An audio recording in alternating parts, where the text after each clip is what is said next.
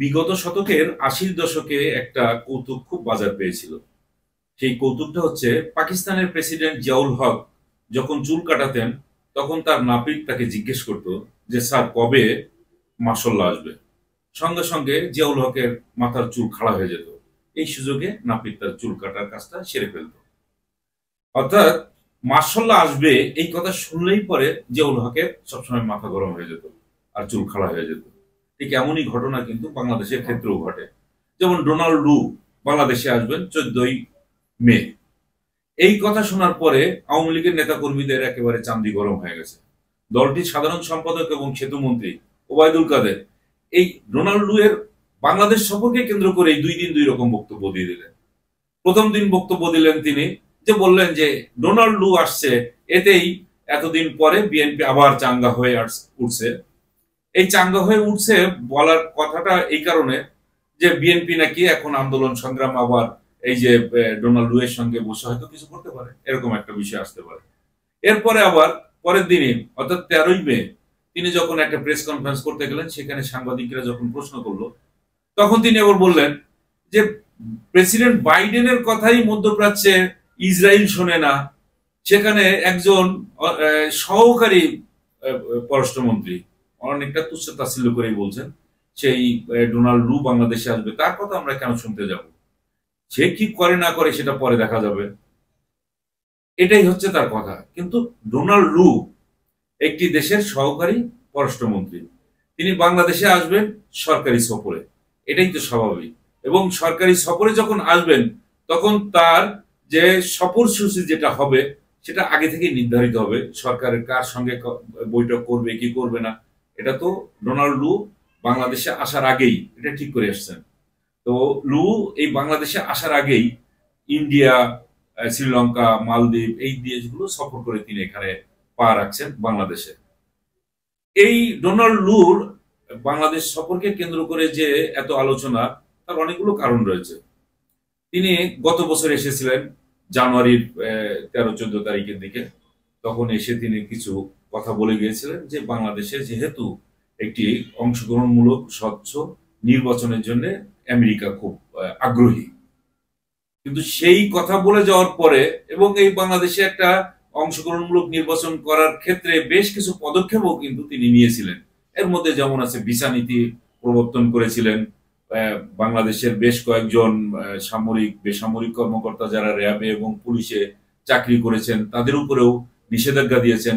অনেক কাজ যেগুলো একটি সুষ্ঠু এবং অংশগ্রহণমূলক নির্বাচন হতে পারে এইরকম কর্মকাণ্ডগুলো তিনি করেছিলেন এবং তার উদ্যোগেই মূলত এগুলো হয়েছিল। কিন্তু একটা সময় দেখা গেল যে যখন সর্বশেষ তার যে কর্মকাণ্ড ছিল সেটা হচ্ছে গত নভেম্বরের মধ্য নভেম্বরে তার একটা চিঠি, যে চিঠিতে তিনি বাংলাদেশের রাজনৈতিক দলগুলোকে বলেছিলেন যে একটা আলোচনায় বসার জন্য, শর্তহীন আলোচনায় বসার জন্য। যেহেতু এখানে আওয়ামী লীগ সরকারে আছে, সেহেতু তারই দায়িত্ব, তাদেরই দায়িত্বটা বেশি ছিল বিএনপি এবং জাতীয় পার্টিকে নিয়ে আলোচনায় বসার জন্য। কিন্তু যখনই দেখলো যে আওয়ামী লীগ তার পাশে এসে দাঁড়িয়েছে, তাদের সেই মানে রক্তের সম্পর্ক হোক, স্বামী স্ত্রীর সম্পর্কের কারণেই হোক, ভারত তাদের পাশে এসে দাঁড়ায় গেল, তখন আর কি আর যায় আসে? এই ডোনাল্ড লুর চিঠি একেবারে তেজপাতার মতো উড়িয়ে দিয়ে দিল। তখন আর কোনো নির্বাচন বা কোনো আলোচনা কোনো কিছুই আর তাদের সামনে আসলো না।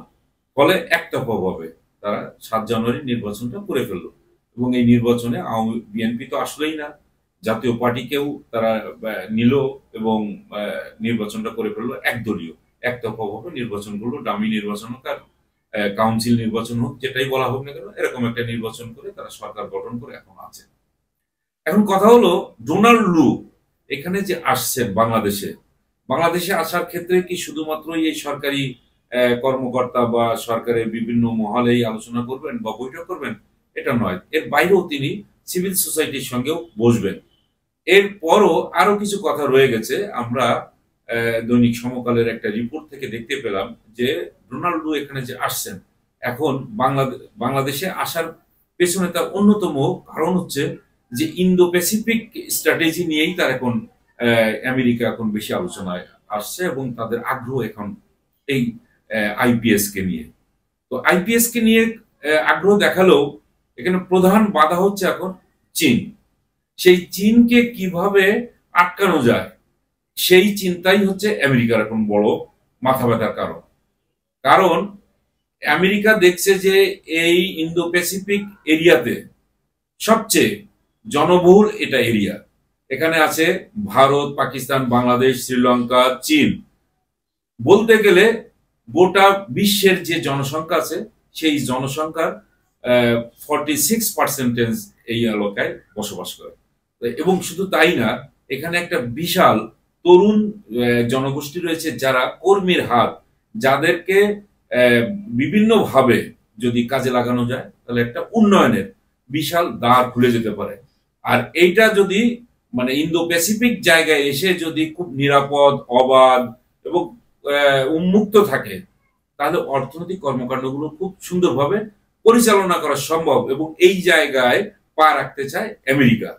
তাহলে তাকে এখানে আসতে গেলে তার প্রধান বাধা যেহেতু চীন, সেই চীনকে আটকানোর জন্য এখানে তারা বাংলাদেশের সঙ্গে একটা আলোচনা করতে পারে।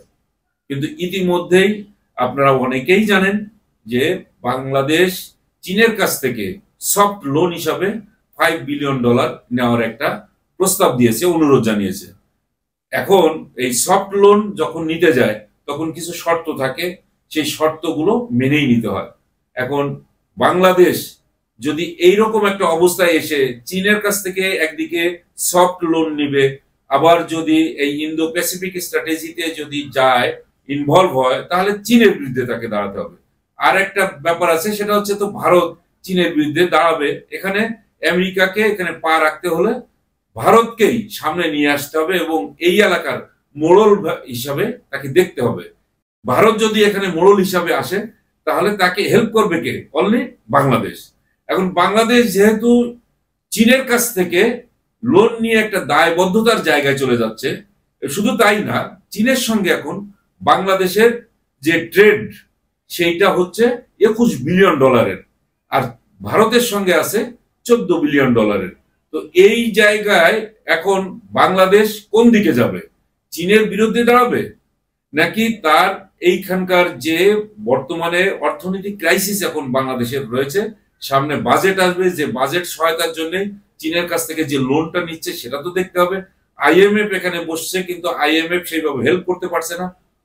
বর্তমানে যে খবর পাওয়া গেছে যে গত রোববারে এখানে ডলার যে রিজার্ভ, সেই রিজার্ভ $18 বিলিয়ন নিচে চলে আসছে। তাহলে বাংলাদেশের সামনে যে বড় ক্রাইসিস এখন আছে সেটা হচ্ছে ডলার সংকট। একটি পত্রিকায় খবর আসছে যে হঠাৎ করে ডলার উধাও হয়ে গেছে। অর্থাৎ এই যে দাম বেড়ে যাওয়ার কারণে ব্যাংকগুলো তাদের ডলার, যে নিজস্ব যে সমস্ত ডলার ছিল সেগুলো তো কক্ষিগত করে রেখেছে, ফলে আমদানিকারকরা পড়ে গেছে একটা সংকটে। তারা এখন কোনো জায়গা থেকে, কোনো ব্যাংক থেকে, ব্যাংকের কাছ থেকে আর সাহায্য পাচ্ছে না। তারা কিভাবে এই ডলার দিয়ে তারা আমদানি করবে? এখন তাদেরকে চড়া মূল্য দিয়ে খোলা বাজার থেকে ডলার কিনতে হচ্ছে। এখন এই যখনই বেশি দাম দিয়ে তারা এই ডলার কিনবে এবং আমদানি করবে, তখন এই আমদানি করা জিনিসপত্রের উপরে একটা মূল্য বৃদ্ধি পাবে। এই মূল্য বৃদ্ধি পাওয়ার কারণেই একটা মূল্যস্ফীতি কিন্তু আবার বাড়তে থাকবে।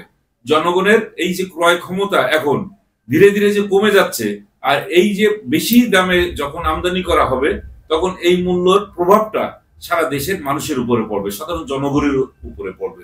তখন কিন্তু আরো বড় ধরনের ক্রাইসিস আমরা দেখতে পাচ্ছি যে সামনের দিনগুলো যে আসছে, এই জায়গায় অর্থনৈতিক সংকট একটা বড় ধরনের আকার ধারণ করতে পারে।